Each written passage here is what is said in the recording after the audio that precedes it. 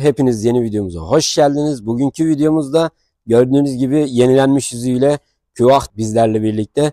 Makyajlanan kasada neler değişti ve aracımızın özellikleri neler, bunlardan bahsedeceğiz. Hele ki bir iç rengi var aracın arkadaşlar, bayılacaksınız. Videoda kalın, takip edin, inceleyeceğiz. Evet arkadaşlar, aracın ön yüzünden başlıyorum. Ön yüzünde değişen ön panjur sistemi tamamen değiştirilmiş ve sanki arabanın bütün önünü kaplıyormuş gibi gözüküyor. Fakat bunun tasarıma ne katkısı olduğunu söylerseniz tasarıma kas olarak geri döndüğünü söyleyebilirim arkadaşlar. Piyano bilek detayları da aynı zamanda konumlanmış panjurumuzda ve karartılmış logo ile birlikte çok şık tasarım elde edilmiş arkadaşlar. Yine burada bir hava girişi gibi gözüken çok şık detaylara sahip olan bir alanımız var. Bu alanın gerçek olmasını ister miydim? Evet, isterdim. Daha şık durabilirdi ama böyle de güzel duruyor. Yalan yok, çok güzel tasarım yapmışlar. Far yapımız biraz daha incelmiş. Sis farını hemen altına konumlandırıp üstte de harika detaylara sahip olan yeni farları gelmiş aracın. Gündüz aydınlatmaları falan. Şunu da söylemek istiyorum. Bunların bazı paketlerinde multimedya sisteminden fardaki gündüz aydınlatmaları, stoplar ve ön farlarda değiştirebiliyorsunuz, kişileştirebiliyorsunuz. Bunların videosunu ekleyeceğim. Ama bu aracımızda o opsiyon bulunmamaktadır arkadaşlar. Şöyle aracımızın ön kısmından devam etmem gerekirse kaputunda yine Audi'nin kullanmış olduğu kas çizgileri bulunuyor. Genel olarak çizgiler şu an aynı tasarımda konumlandırılmış. Şimdi isterseniz aracın yan tarafına geçelim. Şimdi aracımızın yan tarafına geçtik. Gördüğünüz üzere araç bende neredeyse aynı boy. Dediğim gibi bu bir tank gibi gözüküyor arkadaşlar. Boyutlarından bahsetmem gerekirse uzunluk olarak 5 metreye yakın bir uzunluğu var. Yükseklik olarak 1.70 santim. Ağırlığı ise 2 ton 200 kilogram ağırlığında kocaman bir tanktan bahsediyorum arkadaşlar. Şöyle Audi'nin şık tasarım detaylarından çerçevesiz kapı opsiyonu da bu aracımızda bulunuyor. Şimdi soracaksınız, yalıtım nasıl? Arkadaşlar yalıtım çok iyi. Çünkü bunu mühendislik olarak tasarlamışlar. Sanıyorum çift cam kullanılmış. Yalıtım konusunda çok ileride olduğunu söyleyebilirim. Şimdi detaylarından bahsetmem gerekirse aracımızda 21 inç jantlarımız bulunuyor. Aynı zamanda opsiyon olarak 23 inçe kadar bunu çıkartabiliyorsunuz. Lastik ebatlarımız 285-45-21. Genişleyen yanak sayesinde konforun daha da yükseldiğini söyleyebilirim size. S-Line logomuz bulunuyor. Aracımız S-Line paket. Katlanır aynalarımız, aynı zamanda 360 kamera sistemine de sahip aracımız. Aynalar da o şekilde. Şurasında yeni Audi'nin B sütununda bulunan Audi Q8 TDI Quattro diye bir böyle hafif şık bir tasarımda yazı konumlandırılmış. Bir de kapıda bahsetmek istediğim, şöyle kapıyı açtığımızda arkadaşlar şöyle görüyorsunuz değil mi, marşpiyeli? Marşpiyelle birlikte açılıyor. Bu da SUV bir araçta olması gereken bir detaydır. Bunu net olarak belirtebilirim. Çok güzel de gözüktüğünü söyleyeyim. Altta hareket katması amacıyla şöyle siyah bir şerit kullanılmış. Bu da hareketi gerçekten katmış arkadaşlar. Aracın formunu gördüğünüz üzere kupe tarzında şık bir tasarıma sahip. Çok büyük, çok uzun bir araç. Şu an düşünüyorsunuz trafikte ne kadar kolay kullanılabilir diye. Arkadaşlar gerçekten kullanması o kadar zor değil. Çünkü geniş görüş açısıyla birlikte her yere müdahale edebiliyorsunuz. Evet arkadaşlar, aracın arka kısmına geçtiğimizde arka kısmında gördüğünüz gibi yenilenen bar şeklinde olan stop aydınlatmalarımız var. Bunlar dediğim gibi diğer opsiyonlarını aldığınız takdirde kişileştirilebilir oluyor. Sonrasında altında bir Audi logomuz var. Karartılmış bir logo. Gayet şık durduğunu, araca daha çok agresiflik kattığını, sportiflik kattığını söyleyebilirim. Difüzörüne geçtiğimizde arkadaşlar gördüğünüz gibi gerçek, sesi duyuyorsunuz, gerçek bir egzoz çıkışlarımız var burada. Aracımız dizel olmasına rağmen sportif bir girintili çıkıntılı difüzör kullanılmış. Hemen çok uzatmadan bagajını açmak istiyorum. Şöyle ayakla dönüyorum. Bilmiyorum var mı, onu deniyorum hemen. Yok galiba. Evet, 2 kere bastım. Bagajımız açılıyor arkadaşlar. Gördüğünüz gibi hızı gayet yeterli. Otomatik bagaj sistemimiz var. Ayakla da bu arada açılıyormuş. Ben yapamadım muhtemelen. Şimdi arkadaşlar bagajına geçtiğimizde araçta kocaman devasa bir bagaj hacmi var. 600 litrelik bir bagaj hacmine sahip. Koltukları yatırabiliyorsunuz. Koltukları yatırdığınızda 1700 litrelere kadar yükleme kapasitesi bulunuyor. Bir de bu araçta olmayan opsiyonundan bahsetmek istiyorum. Körüklü amortisör sistemi, aracı aşağı yukarı kaldırabiliyorsunuz. Bu araçta o opsiyon maalesef bulunmuyor. Ufak bir cebimiz var aracımızda. Burada da bir fileli saklama gözü diyebileceğimiz bir yer var.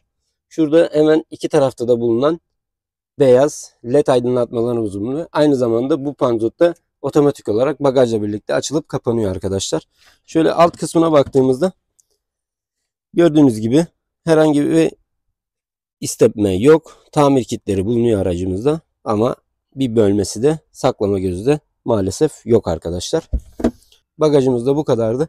Şimdi aracın oturma planına, arka tarafına geçelim hemen. Evet arkadaşlar, aracın arka kısmına geçtiğimizde oturma düzenini sonra göstereceğim. Önce arka taraftaki malzeme kalitesi ve özelliklerinden bahsetmek istiyorum.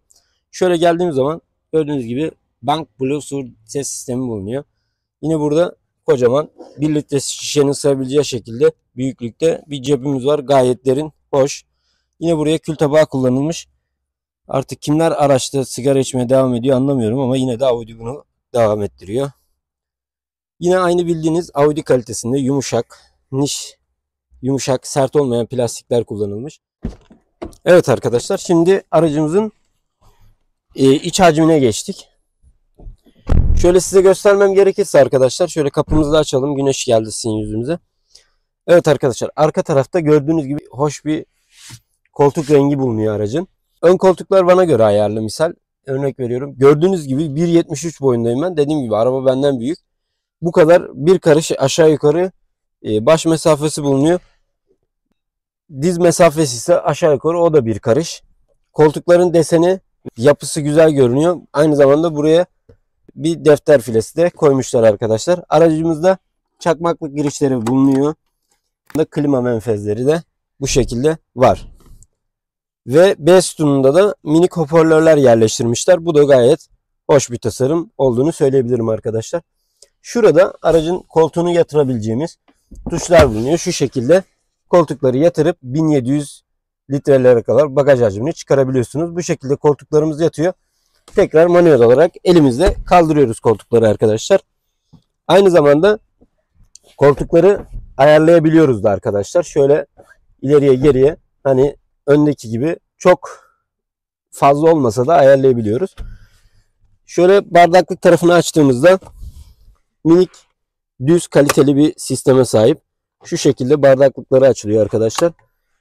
Bunun da gayet şık bir tasarım olduğunu söyleyebilirim. Arka tarafa erişimimiz var mı diye soracak olursanız, evet arkadaşlar, arka tarafa erişimimiz var. Şöyle orta tarafa ayırdığınız zaman kayak takımlarınızı buradan uzatıp rahat bir şekilde yolculuğunuzu yapabilirsiniz. Şöyle şunu da kaldırıyorum arkadaşlar. Arkada anlatmak isteyeceğim başka bir şey maalesef bulunmuyor. Dediğim gibi gayet şık, oturması rahat, koltuklar oldukça konforlu. Çok hoşuma gittiğini söyleyebilirim arkadaşlar. Hemen ön tarafa da geçelim. Ondan sonra sürüşümüzü yapalım. Videomuzu da bitirelim.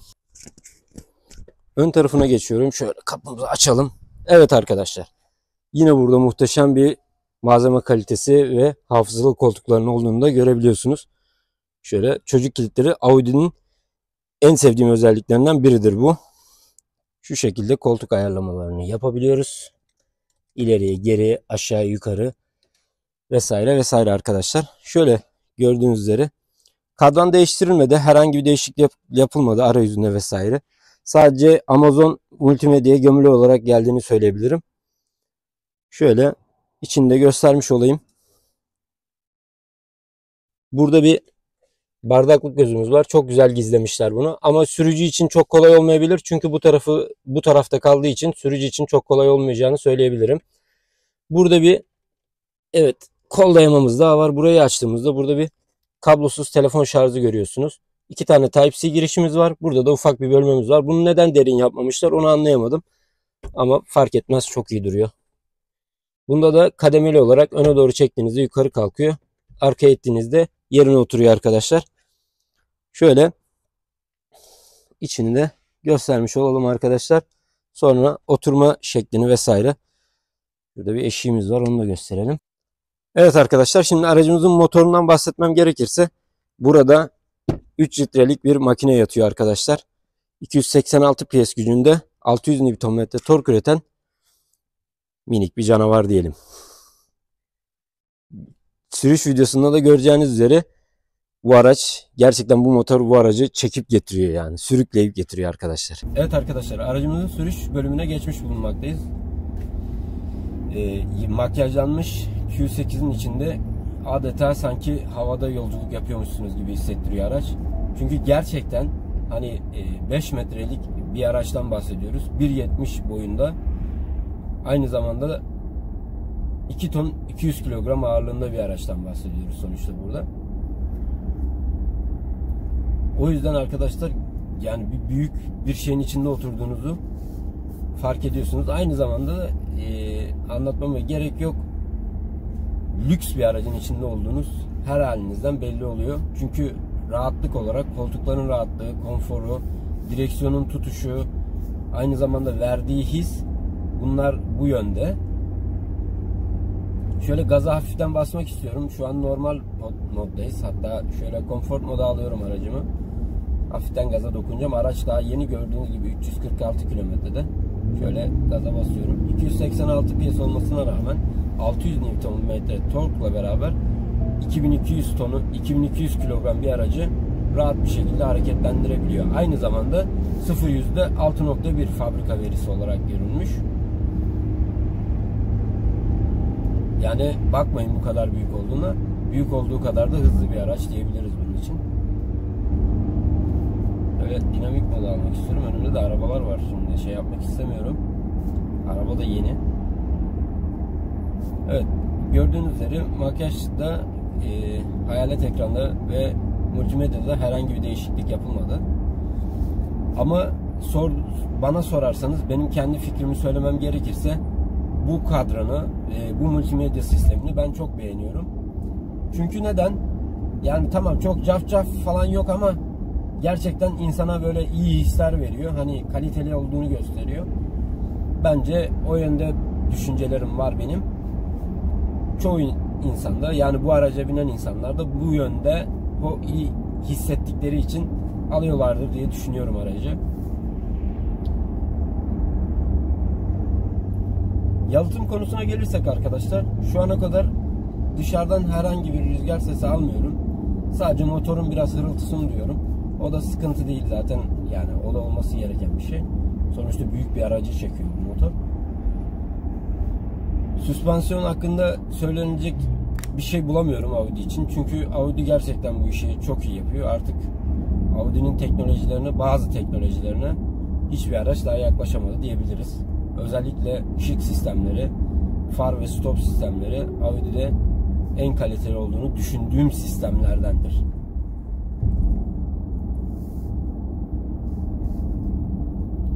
Şimdi aracımızın modunu bir değiştirelim. Arkadaşlar, araç çok büyük gözükmesine rağmen sürüşü gayet kolay olduğunu söyleyebilirim bu arada gerçekten. Hani tamam, büyük bir araç ama gerçekten sürüşü o kadar da zor değil yani. Değil mi? Yani sürüş kısmı bu kadardı arkadaşlar. Dediğim gibi videoyu kapatıyorum şimdi. Kanalımıza abone olmayı, yorum yapmayı, like atmayı, videoyu beğendiyseniz yorumlar kısmından hype'a basmayı unutmayın.